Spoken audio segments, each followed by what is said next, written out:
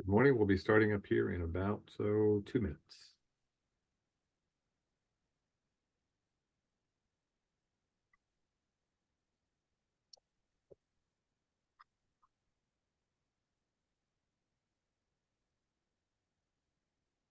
And while you're waiting for us to get started, you want to go ahead and open up your Q&A pod near the bottom, and also open up your chat pod. That's going to be a one-way just for us to send you communication, just and we are not going to be able to use poll EV. I'll explain more details on that when we actually get started. It's good old technology coming to the rescue. So about one more minute and we'll get started.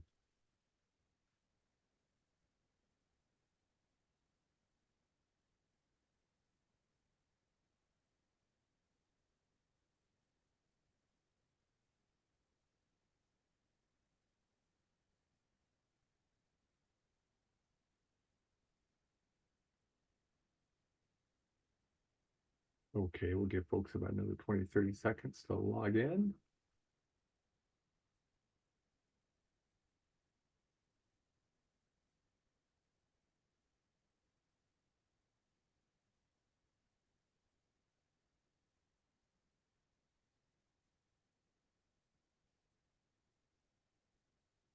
Okay, so good morning and welcome to the third to the last of our winter series for our foundational webinars. I'm David Orr, director here with the LTAP Center down in Ithaca at the Cornell Local Roads program. And hey, I like that picture, by the way, Tim. It looks familiar. Thank you. It's my background. By the way, I don't know if you know that, Tim, it's the town of Preble. That is the town of Preble. Yep. Town of Preble in 2000, and one of the prettiest falls I can remember. So today we're going to be talking about financings and procurement with Tim Hunt, who's in Lewis County. Before that, he was in Cazenovia and Georgetown. He's been a town supervisor. So wealth of experience, good stuff to listen to. Just so you know, you can go ahead and do the next slide there, Tim. We are not going to be able to use the polls today because good old technology is not working. So poll EV, at least, we're not going to be using. We are going to be having couple more webinars. We got 3 more coming up. I can't count today. Pavement maintenance, drainage, and flagging. I think actually that's maybe last year's somehow, Tim. Oh, no, it may be actually. Yeah, I set it down. We have 2 more. We have 2 more. Okay. It's okay. We'll move on. There's one next week on drainage and the one after that on pavement maintenance or vice versa. So we have 2 more. Okay. Thank you. So it's on Tuesdays at 9. So your audio settings near the bottom. Again, open the chat up so we can send you stuff. We do have a handout today. You might want to look at that. And then open up the Q&A for sure, because that's how we're going to be getting your feedback today, other than a couple of short polls we'll be starting here with in just a second. So go ahead to the next slide. We'll do those polls. I think we got polls coming up. And so again, we're not going to be able to use the polls because technology gets us. So let's do the online polls. So first one is, who do you work for? A town, a county, a city, a village, state or federal, tribal, or do you work for the weekend? Let's see what we got here. Okay.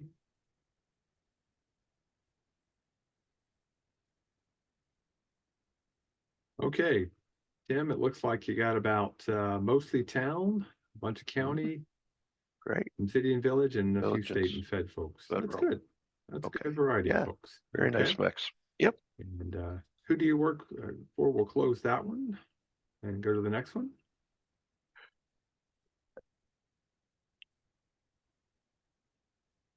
Oh, you can go ahead and start on that. Well, let's do my job and then we'll let you get started, Tim. My job, are you administrator? Are you the superintendent or the commissioner? Are you an engineer by trade? Or are you field crew, board member, none of the above?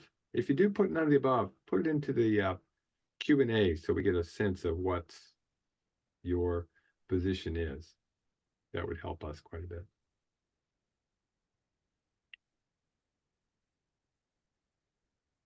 Okay.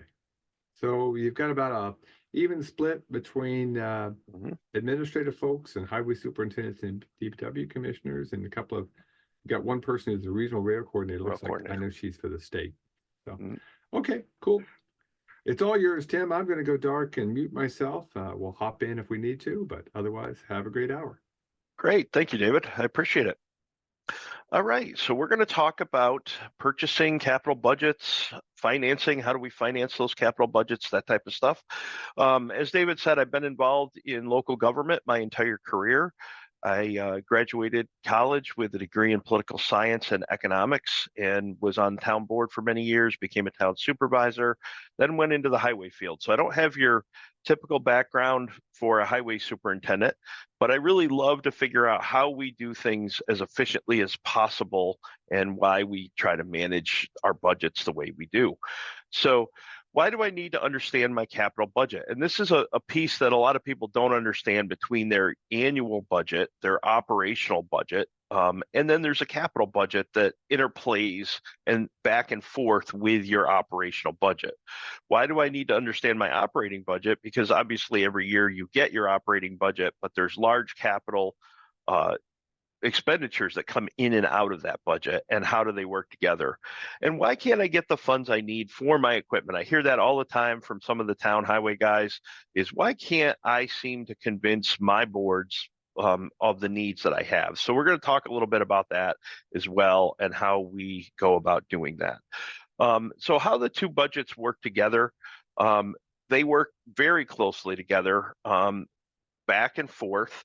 And first of all, we need to understand capital budgets. And this is a resource that is produced every year by the New York State Comptroller's Office on capital assets. And it helps us define what they are, how we fund them, and how they interplay with our regular budget. So capital assets are defined as anything with a lifespan of greater than 1 year. We know our operating budget is only a year, usually a calendar year for most of us.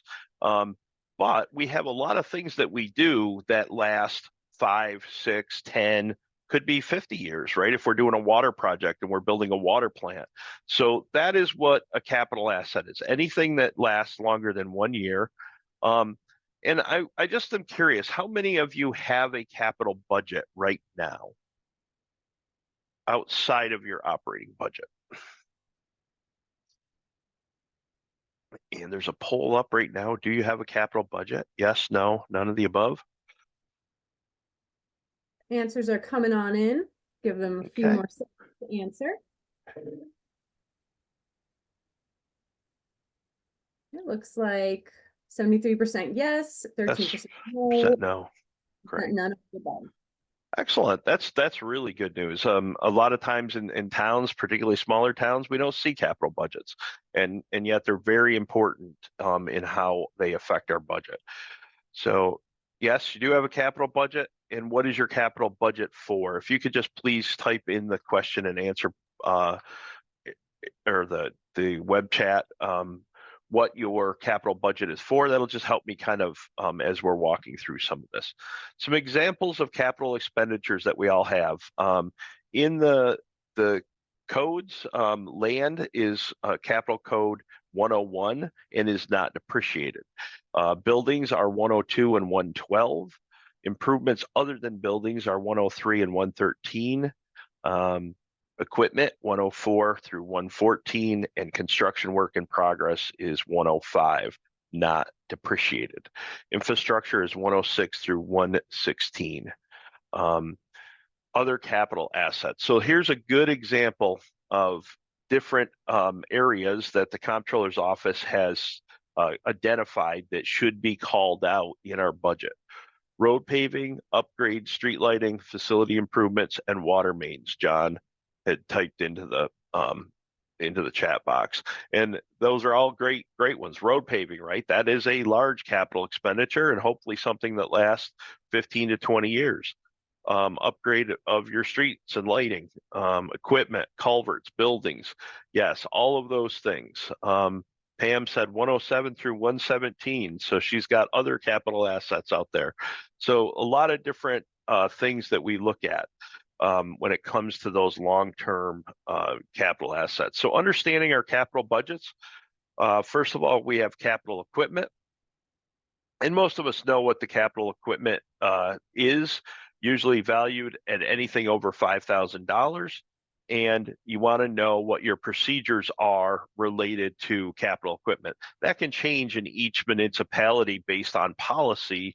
In the municipality I'm in, they want to know anything over $5,000. It gets itemized. We put it on a capital schedule, and you have to track that, and you have to track the disposal of it, and we try to manage that. So that can be a different dollar range depending on your particular community.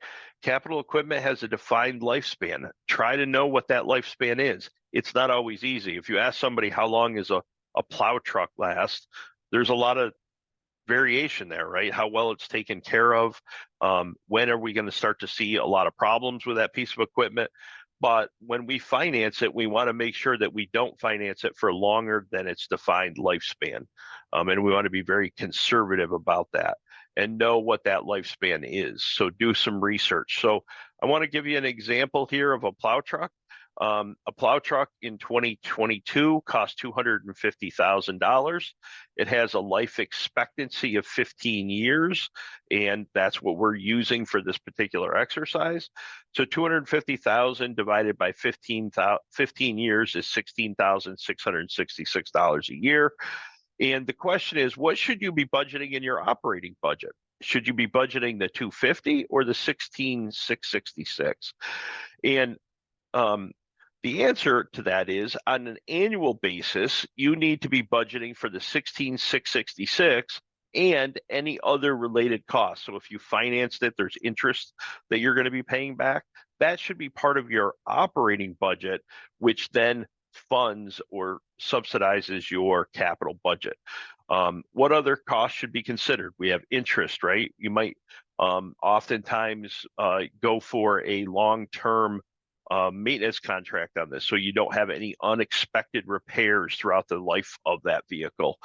There's lots of different things, but whatever that is, they should be added into that 16,666, and that should be part of your annual operating budget. So your goal is to have an annual cost per piece of equipment in your fleet. And that is true of all of your assets, right? So if it's a water plant, what does it cost you per year to operate that water plant? And then how do you put that budget or put that into your operating budget to pay back those capital costs? You should budget annually for every plow truck in your fleet. This is something that not everybody does. Let's say they have something that's paid for, and they John asked about thoughts on leasing, and we're going to talk a little bit about this, John. Actually, quite a bit about this, because there's a lot of different ways you can approach this, and I think there's some. Well, we'll get into it when we get to that slide, but we will be coming up on financing and how best to manage that capital expenditure. Annual cost per piece in your fleet, you should budget annually for every plow truck in your fleet. One of the things that municipalities are generally pretty bad about is, let's say a plow truck's paid for, and now we're not budgeting anything for it, right? We had let's say a lease payment, or we were buying that truck and we had a certain fixed dollar amount. Now suddenly we're outside of that, and they stop budgeting for the replacement of it. And that's what gets a lot of municipalities in trouble, is not looking at the actual operating cost of the assets that they're managing. So looking at the life cycle cost, NPV, this is kind of the formula that you use when you're trying to understand what you should be budgeting for. NPV is life cycle cost. What most people look at, for example, and I'm just going to use a plow truck because it's simple to talk about, is they look at what's it cost to buy it.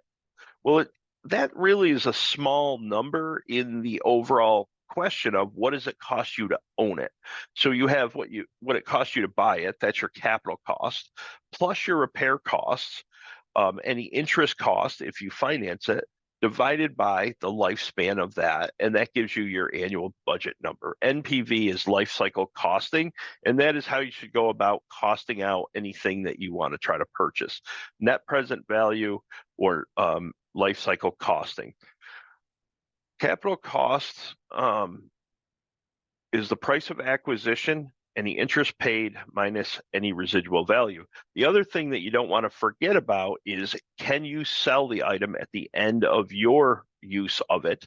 And if you do, so if I buy a plow truck for $300,000 and 6 years later I sell it for 150,000, you have to subtract that residual value that you got when you sold that piece of equipment.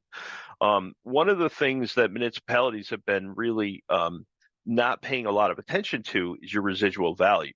Is they hold on to the piece of equipment way too long, and they lose any equity or any residual value in it. So they're trying to depreciate it over its entire life. And sometimes that doesn't make sense. Sometimes there's equity issues there that make it more effective for you to get rid of it. Obviously, when you're talking about a water system, you're talking about pavement, things like that, you can't do that. But a lot of equipment you can. So how long should you keep it impacts its residual value and its repair costs, and therefore affects the life cycle costing of that piece of equipment. Understanding the relationship between your capital budget and your annual budget. Lack of capital planning increases your operating budget. And we see this over and over and over again, right? We go into a municipality where they do not plan to replace equipment or buildings. And what we see is a really, really high operating budget because they're doing a lot of repair work. They're fixing things, right? So you see that a lot with plow trucks. They keep that plow truck way too long. All of a sudden, the repairs are very high.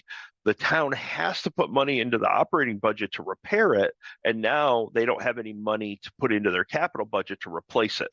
So you can see how the two of them play together. If you're planning your capital budget properly, you're keeping your operating budget lower.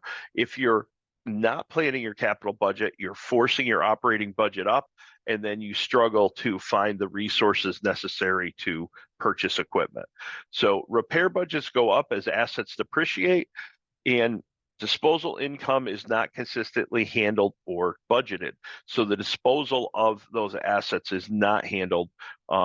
I know in a lot of municipalities, towns don't want to sell things because when they sell it, it goes back into the general fund and they want it into their budget. So making sure you're working with your legislative group, that you understand exactly how disposal costs are going to be handled and how to budget them as part of the overall process. Often you can fund an increase in your capital budget with savings in your operating budget. And I see this all the time. I've gone into a number of municipalities where their repair budget, and I'll give you the example in the town that I was at before I came here. When I went in, they had a repair line for plows and trucks and equipment that was about $200,000 a year.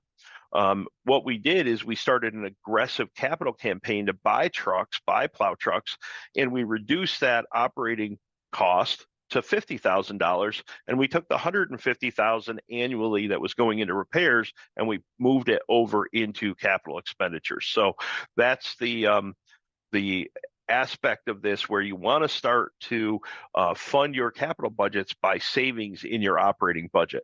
And we know that can be savings in heat, electricity, in efficiencies, in all sorts of stuff as we move forward. If you're looking at a water plant, the cost of a pump, the capital cost of a pump, is often made up by the electricity savings on newer, more modern pumps.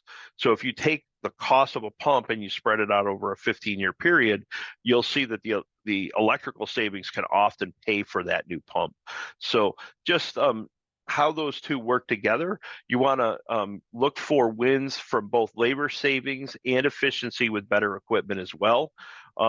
It was very interesting. I was looking at the highway budget here in Lewis County, and somebody sent me a copy of the highway budget in 1931 here in Lewis County.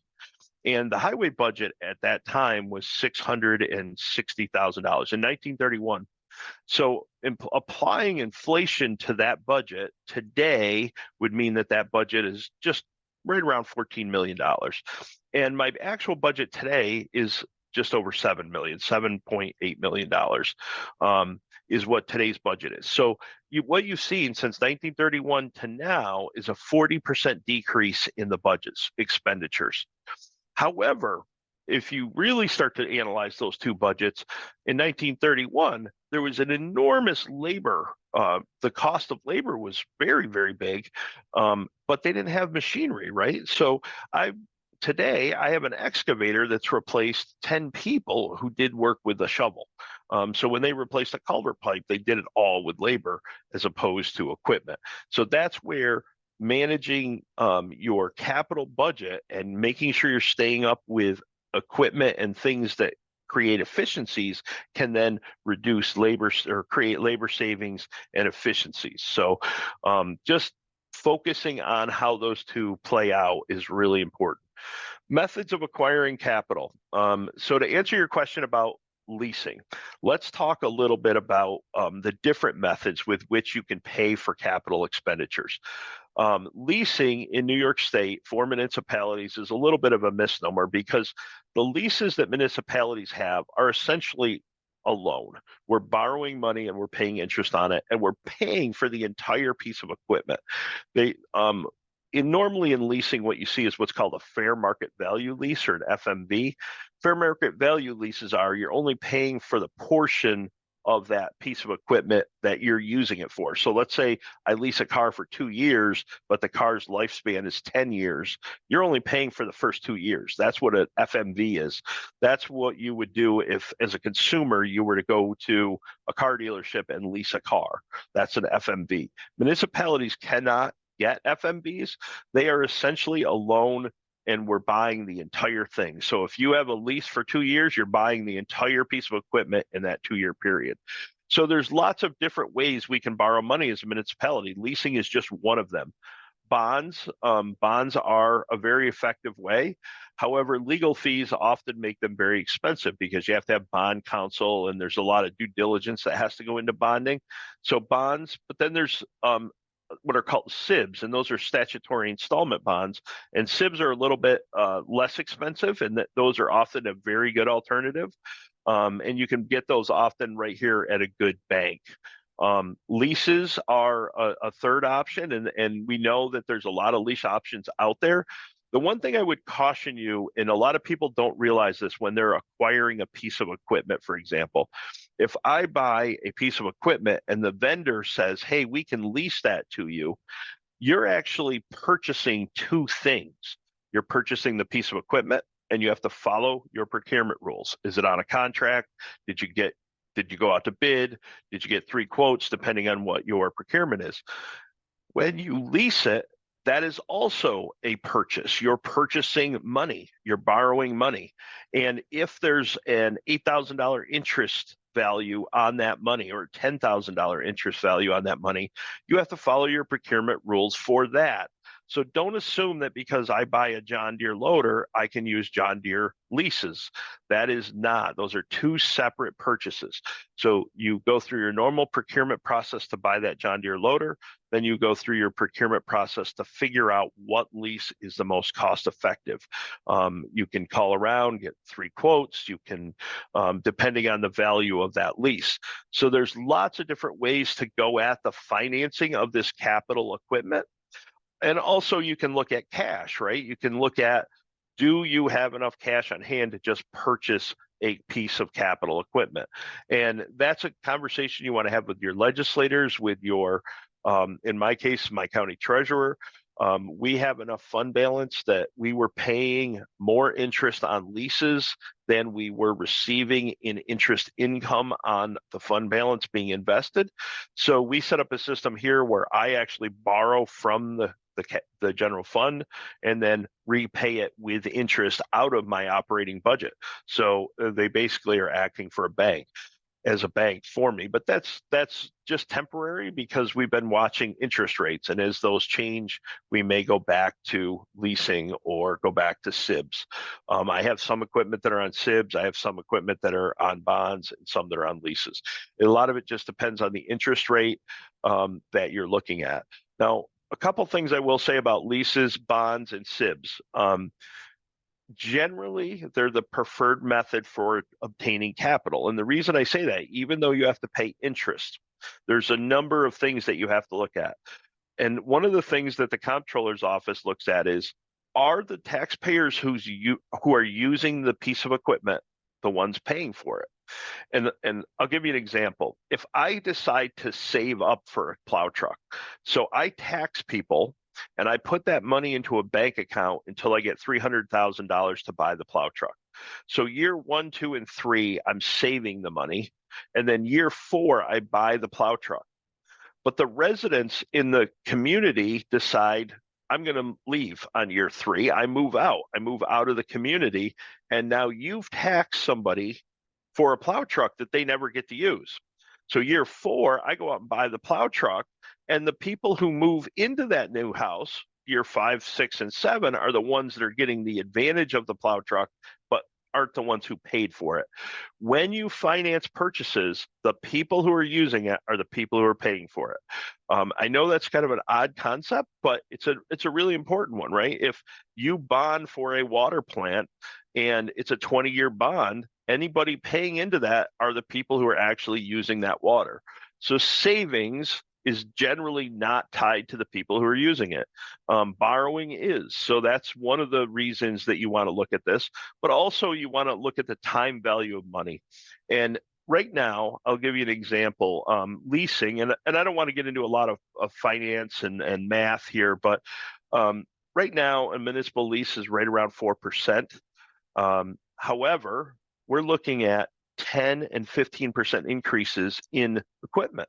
So if you try to save money and you're getting 3 or 4% interest on that, and the piece of equipment you're trying to buy is going up by 10%, doesn't make sense. You'd be better off borrowing it, paying the 4% interest, and buying that piece of equipment now if you need it now. So leasing is a cost. There's a calculation that you do on the time value of money, and it generally makes sense for you to purchase the item now and pay that interest as that piece of equipment is being used. You must follow procurement policy. As I mentioned, leases, SIBs, and bonds are separate from the actual purchase of the equipment. Most municipalities don't do that. They just take the lease that comes with the piece of equipment, and you cannot do that. Capital equipment fund, obviously you can save versus borrow, and that's all a function of managing the time value of money, but it's a pretty difficult calculation. What I will tell you is it's almost always better to lease or to borrow the money than it is to try to save for that money. The old rule when I was in college is that if it's an appreciating asset, you borrow or lease it. If it's an appreciating asset, you buy it. So if it's land, if it's a building and it's appreciating in value, you want to own it. If it's something that's losing value, a plow truck or a road, you want to borrow for it. So that's generally the rule, but you can get into lots of calculations here, and I just don't want to turn this into a finance class. So my question for you folks is, what types of methods do you use to acquire your capital? Bonds, SIBs, leases, capital fund? And there's a poll up right now, and we'll wait for your answers. I'm just kind of curious. Answers I'm also. Go ahead. Oh, I said answers are pouring in, but go ahead. Okay. Did that answer the question on financing that was thrown in the question and answer pod? I think, John, you would ask that. It looks like 50% say bonds, 17% SIBs, 22% say lease, and 50% say capital fund. Wow, pretty even spread. Interesting that bonds and capital fund are both pretty high up there. Bonds generally make sense if it's a large capital purchase, a new highway building or a water plant. Generally not on smaller stuff like equipment. Leases and SIBs tend to make more sense there. So I think that's a pretty good smattering of everybody out there. So that's great. Let's see. Methods of acquiring capital. Remember, borrowing money is a purchase just like a piece of equipment. The value is the interest paid, and you must follow your procurement policy. So I just want to remind everybody of that. Borrowing versus savings, we did talk about this a little bit, but when saving, the people paying for the asset may not be the ones using, as I mentioned. the asset may be increasing in price more than the rate of interest. And then plow trucks have been averaging a 5% increase versus interest rates at 2.5%. John's question, sort of, my predecessor told me how if you lease, even once you own the equipment outright, the money stays in the budget for future purchases. Then you don't have to continually ask for money. Okay, he's on to something, John, but a little bit different. And let me see if I can explain this. When you budget for a plow equipment, for example, if you own it outright, you go to the board every year and you prepare your operating budget. And most towns don't do capital budgeting very well. What they do is they let their fund balance grow till they get enough money. Then they say to the highway superintendent, you can go out and buy a plow truck. And then you buy a plow truck, and then they let the fund balance grow for the next couple of years until there's enough, and then they let you go buy another plow truck. That's not exactly good capital planning. And the problem with that type of capital planning is you're on year 3 and the fund balance for the town is growing, and then all of a sudden there's something else that's very important that happens. Let's say a group of people come and they want a new skating rink built, and the town board members decide, you know what, we're going to go buy that skating rink and we're going to take it out of the general fund. And now you don't have the money to buy your plow truck.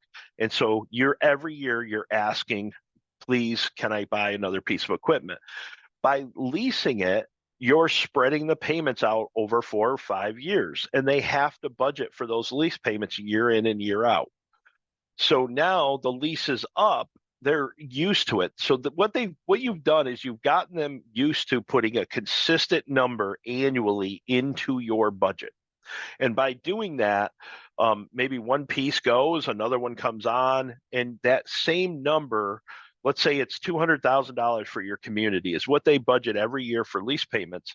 And it might go up 200, 210, 220 over time. It's going to go up with inflation, but they have to budget those lease payments. And one piece will coming in and out, and they have a fixed number that they know that their fleet's costing them. If you don't do that, and the municipality is not doing good capital planning, they may say, the easiest place to get this money this year is no longer putting any capital into the highway department. And that's when you see these large spikes. You'll see, if you go to see through New York and you look at town budgets, you'll see the budget go, 400,000, 400,000, 400,000, $1.2 million, 400,000. You see these kind of crazy spikes up and down in the budgets, and that's because of that lack of capital planning. So yes, to your predecessor's point, he's forcing the town to do capital planning through leasing. So I guess there is some truth to that.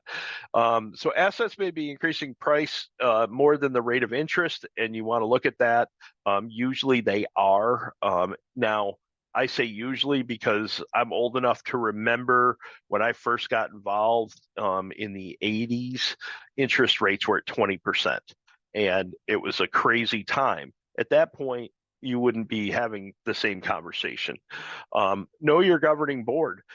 Some members of your governing board just won't borrow money. If they're old school, a lot of people have been raised in an era where it was just not right to borrow money, and they just won't. So there's no sense trying to force that issue. If they were more comfortable with capital planning and budgeting with cash, then that's just the way you got to go, even though sometimes it might not make economic sense. But there are some people who just won't borrow.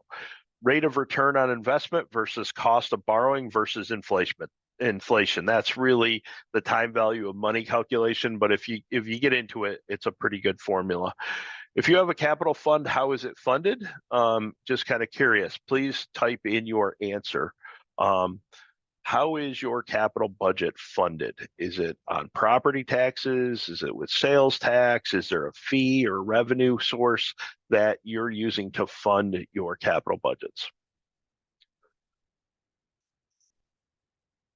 Property taxes or bonds. Okay, so you borrow money with a bond and then you're using your property taxes to put it back. Yep, that makes sense. That's how a lot of folks do it. So Also, if anybody's aware of this, just to make you aware, the CHIPS program, you can use your CHIPS money to buy capital equipment, pay taxes, usually property taxes. So the CHIPS money that you get every year for highways can be used toward capital equipment. However,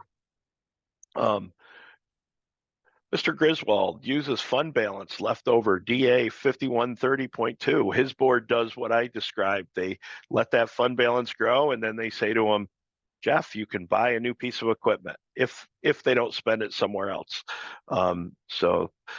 Yep, that's a real common way that towns do that as well. So on the CHIPS formula, you can use CHIPS money to buy capital equipment. You can buy a plow truck. You can buy a number of things. There's actually a schedule. You want to check with your regional representative about using CHIPS money for capital purchases before you do it. However, you cannot use CHIPS for lease payments. You can only purchase the equipment directly because CHIPS is a bonded program. They don't want you to use borrowed money to pay back borrowed money. So that is where that is. One exception for leasing bond is if an agency needs to purchase the same item annually, the cost of leasing bonds may not be worth it. A good example is if a county needs to buy a new truck every year. That's absolutely true. And if they're buying something annually, it probably, even though it's a capital purchase, it's more of an operating expense at that point. So that is absolutely true. It's not always about the leasing or bonds. You have to look at how your system is set up. So planning and asset management does not need to be complex. List what you're responsible for, what condition it's in, and what it costs, and any information that will help you figure out what the value of that piece of equipment is. So what we want to talk about is, and this is MPV or life cycle costing, and it's how do you get to your lowest possible operating cost on an asset? So an asset costs you something in the beginning, and this, we'll use a plow truck as an example, and we'll use $300,000 as a good example of this.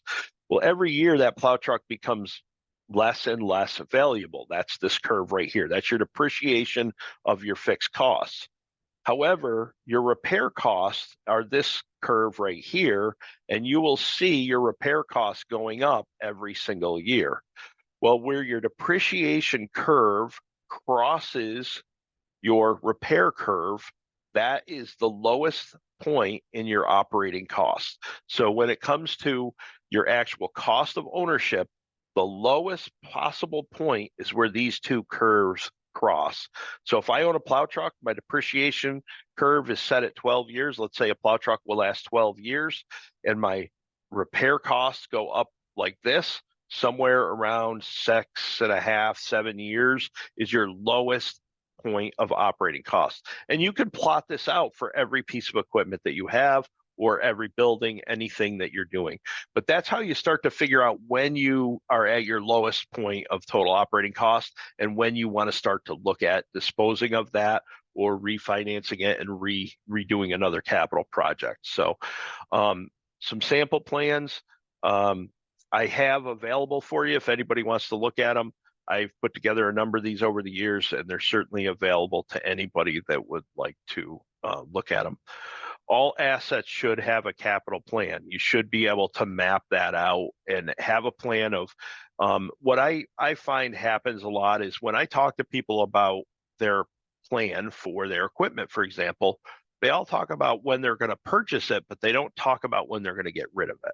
And that's the more important conversation is when are you going to get rid of the asset, or when are you going to redo the asset? If you have a water plant and you build your water plant, at what point are you going to do another capital upgrade and totally reconfigure the water plant?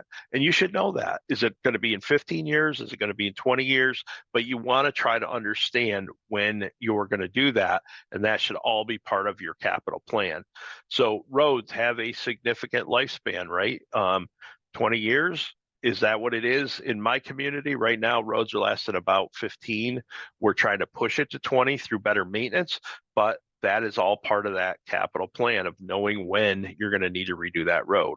Signs, what is the life expectancy of something like a sign? It's a capital. So here in Lewis County, I have a little over 1,300 road signs out there at $300 a piece. And we figure they last about 10 years. And that gives me a budget number every year to kind of maintain that capital piece. Same with culverts, same with bridges. Bridges have a 75-year lifespan by design. So we want to try to budget for or plan for replacing and I have 80 bridges here in Lewis County. So if the lifespan is 75 years, that means I have to replace 1.2 bridges a year. And I have to stay on that schedule if I'm going to keep up and manage that asset. Same with our guide rail. Everything that we have does have a life expectancy, and we need to be putting so much into it each year to be able to maintain it. So what assets do you have? And I'm kind of curious if you could type into your chat box, what assets are you taking care of right now? What are the big ones that you're focused on? If you could type into the question and answer for me.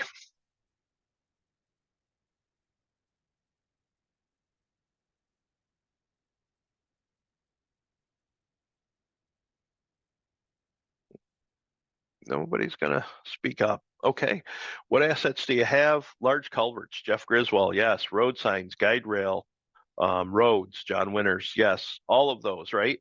Those large culverts are pretty tricky because we do have the Bridge New York program, but they can get very expensive very quickly. I'm doing I did 2 box culverts last year, and they were a little over, well, they're about $700,000 a piece. So they can get very expensive very quickly. So what assets do you have, and how do we manage them? So roads, where to start? An accurate inventory of your roads. And when I mean an accurate inventory, how many miles? What's the width of them? What are they made out of?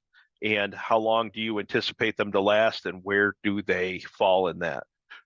Dirt roads keep us beyond busy, always grading or cleaning water chutes. I go through a ton of item 4.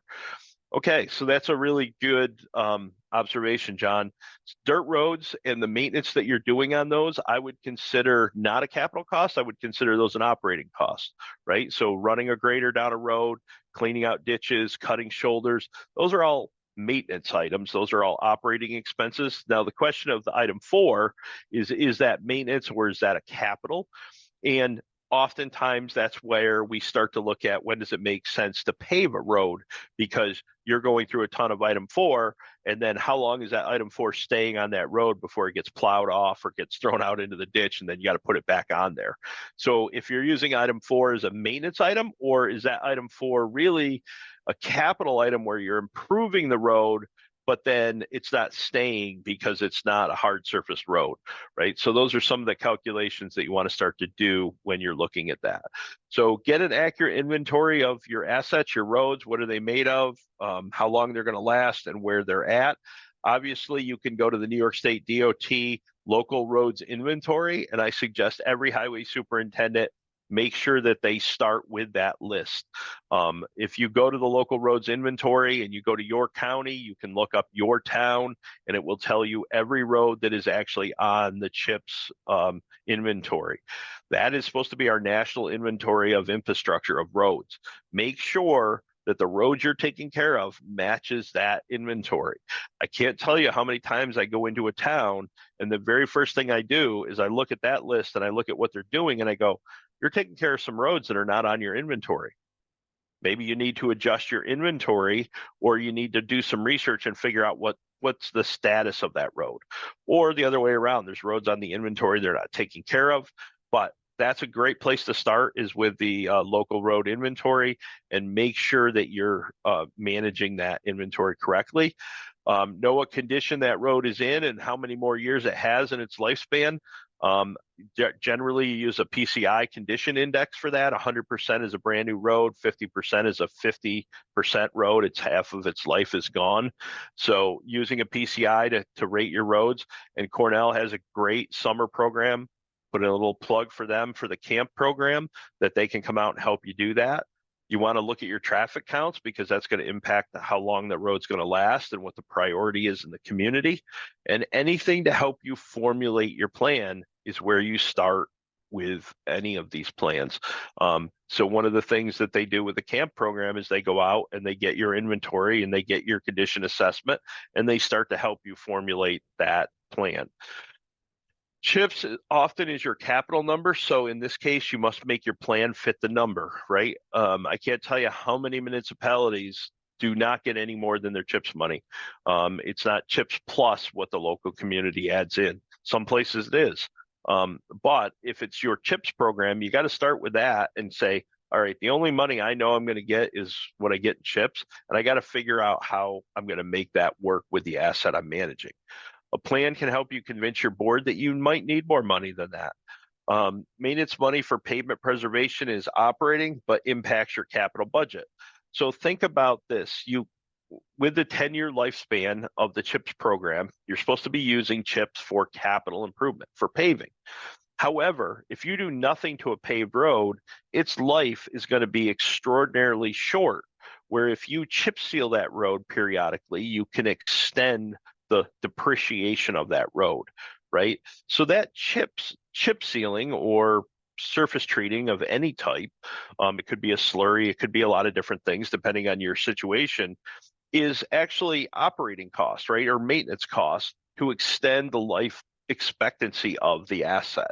So you kind of want to look at both of those, just like you would repairs on a truck, is what are the things I need to do to extend the capital expenditure? So I pave a road, I'm using capital to do that. Now I want to maintain that road, and I'm going to do that by cutting shoulders, digging ditches, by sealing it periodically. And now instead of that road lasting 10 years or 15 years, maybe I can make that road last 30 years. And that's really the goal, right? Is trying to extend the life, and now your capital goes farther. When you're doing all of this, and we wanted to talk a little bit about procurement policy, so I want to kind of cover that real quickly and make sure that you guys are all staying within the guidelines of your procurement policies. Bids are required for goods and equipment greater than $20,000, public works contracts greater than $35,000, and your local policy. So the state sets the standard at 20 and 35. Your local municipality can set your procurement policy lower than that or tighter than that, but they cannot set it higher than that. So I would make sure that you know what your local procurement policy is, that you're following that procurement policy, and remember that your budget does not allow you to procure anything. A budget is merely a plan of expenditures with which you raise money from the taxpayers. When you get ready to expend that money, you have to have permission from the legislative board to spend it. That is done through your procurement policy. It might say you can spend anything up to $500 without board approval, or anything over $500, you need 3 quotes, and then up to 1,000, you need legislative approval. That is what that is for. That is your authorization to spend money. And don't forget your 284 agreement. Your 284 agreement is a very large part of allowing you to spend money. If you spend money on your own without approval from your legislative body, you're going to be directly liable for it. So just keep that in mind. CHIPS and in-house work, just remember that you cannot spend CHIPS on anything more than $350,000 a year. So if I'm doing a road project and it exceeds $350,000, that should go out to bid. You should not be doing that with your own internal forces, and that is a rule in the CHIPS program. So procurement tools, and I will tell you what I generally do is, let's say I want to purchase something. The first thing I do is I go out and I do my research and I figure out what it is I want to purchase. Then I try to figure out what are the tools, what are the ways with which I can purchase that. So I've decided I want to go out and buy a loader. Now I got to figure out, how do I do that? Can I buy it on a contract? Is it on a New York State OGS contract? If it is not, maybe I can use the OGS mini bid system and do a mini bid on it. If not, maybe I can find it on a piggybacking contract somewhere And you need to make sure that that is a proper piggybacking contract. Don't believe the vendor. You've got to reach out to the municipality that bid it the first time, get their bid, and make sure that it can that there is a piggybacking clause in their contract. Sourcewell contracts or other cooperative purchasing entities like Sourcewell, there's many of them out there. You can try to see if you can get it through that. If not, you can get other qualified government entities. Oftentimes, I'll look to a neighboring county to see if they've bid out that product and if I can use it. I can go out to an RFP, a request for proposal, depending on the dollar amount, or I can go to bid. So I've got lots of tools here to go and purchase something, but you got to make sure that you do it correctly. And I know it gets frustrating. It takes a little bit of planning to do that. My biggest thing here, we just had an audit with the comptroller's office. We've had the auditors in here for a couple months, and our county has cracked down on I can't even create a purchase requisition unless I have 3 quotes, unless it meets one of these tools right here. It works pretty well, except that I do struggle sometimes because my mechanics or my foreman think everything's an emergency. Like, I'm just going to go out and buy it today. Well, it's hard for me to get 3 quotes or to figure out if it's on a contract somewhere if you're trying to buy it right as we need it. If you give me a couple days, I can usually find a way to get it for you, but you got to plan ahead a little bit. So those are some of the tools that you have at your discretion for procurement. And that is all I have. Upcoming webinars, and these are accurate. March 5th, surface and subsurface drainage. March 12th is pavement maintenance. So those are our upcoming webinars. David? So thanks, Tim. We got time for a couple of questions if anybody has any questions. I think the key, hopefully you've all taken away, is that you need to be thinking about your financing, not today or tomorrow, but really 2, 3, 4, or 5 years or more down the road. And then you have to decide whether you want to lease or bond. You have to decide capital, and you need to really work with your board to do that well. And that's going to make it key. There's our workshops are coming up as well. We're starting our in-person workshops coming up. And as you can see, we're all over the state. Some of these things will be discussed in other classes, but hopefully you'll see you at one of those, because we also know in person is sometimes a lot easier on folks than others. And brand new workshop on rights and responsibilities. It's the old powers and duties workshop, which, by the way, just so you know, with a few exceptions, hasn't been held since COVID hit. So really, it's something that might be useful. If you've started in the last 5 to 7 years, absolutely we should see you at that particular workshop. Yeah. So David, Jeff Griswold just added something into the chat that I wanted to mention, and it's a very astute point. And of course, coming from Jeff, we would expect that. But the biggest headache now is the time it takes to get equipment, right? So the theme of planning ahead is very, very important, more now than it ever has been. Since COVID, you can't wait till a truck fails. You can't wait till something fails. You have to be thinking 5, 6 years down the road. A plow truck right now is a 3-year. You order it today, you might see it 3 years, and we don't know what it's going to cost. I'm actually hearing some good news there, Tim. It's down under 2 years now.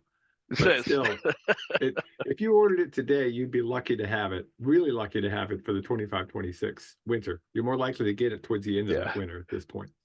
So the interesting part, David, is that good news. The trucks are fairly easy to get, but now it's backed up all of the upfitters, right? So the plow companies have hundreds of trucks sitting in their yard to fit, and that's the holdup. So it's been a real shock to the supply chain for sure. And it adds more pressure. But as I said, I've been hearing some good news. The numbers coming down, but 2 years is still not what we'd call a quick delivery time. So, exactly. Yeah. Well, thanks everybody. I'll have yourself a great day. I know this sounds crazy, but so maybe a little warm for February, but might as well get out and take advantage of it and enjoy the mud and the rain. Yes. Okay. Thank you. Thanks everybody. Y'all have yourself a great day. Bye-bye. Take care. Bye.